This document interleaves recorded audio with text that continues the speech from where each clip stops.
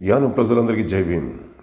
State లేక union టెరిటరీలో తండ్రి పొందిన వ్యాలిడ్ క్యాస్ట్ సర్టిఫికేట్ను ఆధారం చేసుకుని మైగ్రెంట్ ఎస్సీ ఎస్టీ అభ్యర్థులకు క్యాస్ట్ సర్టిఫికేట్స్ జారీ చేయాలని, దీన్ని పుదుచ్చేరి గవర్నమెంట్కు రిఫర్ చేయమని social justice empowerment of government of India నుండి 7/4/2025న యానం డాక్టర్ అంబేద్కర్ విజ్ఞాన భవన్ రూపశిల్పి కింగ్ మల్లాడి సార్ గారికి లెటర్ అందింది.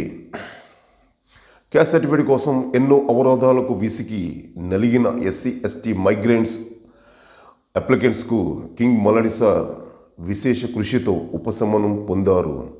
సుప్రీంకోర్టు గైడ్లైన్స్ రెగ్యులేషన్స్ కూడా ఇదే చెప్పింది.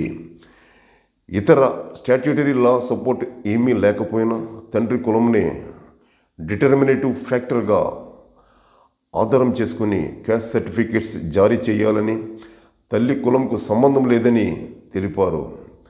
ఇండియాలో అన్ని చట్టాలకు పితామహుడు డాక్టర్ అంబేద్కర్ గారు ఇచ్చిన చట్టంతో యానములో దళితుల తరాల వివక్షతను తొలగించి కళ్యాణోత్సవాలకు, బ్రహ్మోత్సవాలకు, గజవాహనం పూజాధికాలు జరుపుకునేందుకు ఆధ్యాత్మిక సామాజిక న్యాయాన్ని అమలు చేసిన కింగ్ మల్లాడి సార్ ఇండియాలో నేటికి దళితులకు దేవాలయ ప్రవేశం అడ్డుకుంటున్న సంఘటనలు ఎన్నో.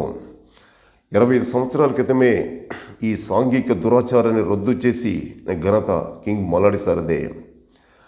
అణగారిన వర్గాల విద్యాభివృద్ధికై కింగ్ మల్లాడి సార్ స్థాపించిన డాక్టర్ అంబేద్కర్ విజ్ఞాన భవన్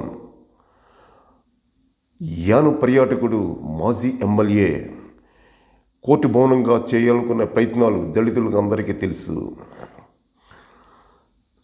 యానంలో ఏ ఎమ్మెల్యే కూడా, ముఖ్యంగా పర్యాటకుడు, మాజీ ఎమ్మెల్యే కూడా ఏ విధమైన దళిత సంక్షేమం చేయలేదనేది నిజం. దళిత సంక్షేమం కేవలం కింగ్ మల్లాడి సార్ వలన సాధ్యమని, అదే జరిగిందని మీ అందరికీ తెలుసు. ధన్యవాదాలు మీ పంతగడ్రకు.